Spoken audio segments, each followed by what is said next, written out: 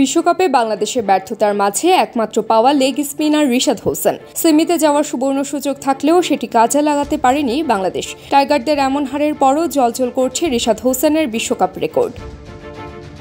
প্রথমবারের মতো টি-20 বিশ্বকাপ খেলার সুযোগ পেয়ে সেটি দারুণভাবে রাঙিয়েছেন বাংলাদেশের এই অমূল্য ধন। একজন লেগ স্পিনারের জন্য তাদের চাতক পাখির মতো অপেক্ষা ঘুচেছে বেশি দিন হয়নি। তিনি আর কেউ নন, রিশাদ সেই স্বপ্ন পূরণের আশা দেখাচ্ছেন টিম টাইগার্সকে।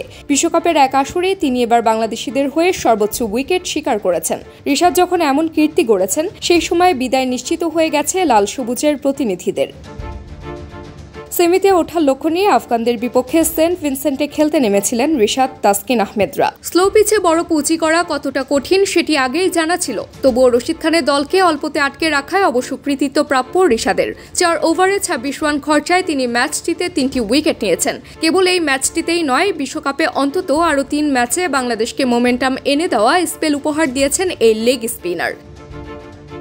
টি-20 বিশ্বকাপের চলমান নবম আসরে সব মিলিয়ে 7 ম্যাচে 25 ওভার বোলিং করেছেন রিশাদ, যেখানে 21 বছর বয়সী স্পিন অলরাউন্ডার 7.76 ইকোনমি রেটে 14 উইকেট শিকার করেছেন, যা কোনো বাংলাদেশি বোলার হিসেবে বিশ্বকাপের এক আসরে সর্বোচ্চ উইকেটের কীর্তি। চলতি আসরের সর্বোচ্চ উইকেট শিকারীর তালিকায় 4 নম্বরেও আছেন রিশাদ। এর আগে 2021 আসরে সর্বোচ্চ 11 উইকেট শিকার করেন সাকিব আল হাসান। 2024 আসরে তার সমান 11টি উইকেট নিয়েছেন তানজিম হাসান সাকিবও।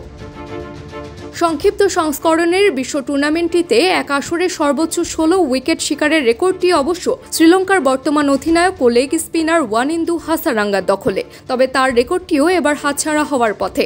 চলতি আসরে এরই মধ্যে 7 ম্যাচে 16 উইকেট শিকার করেছেন আফগানিস্তানের পেসার ফজল হক ফারুকি। তার দল সেমিফাইনালে ওঠায় ফারুকির সামনে রেকর্ডটি নিজের করে নেওয়ার সুযোগ হাতছানি দিচ্ছে।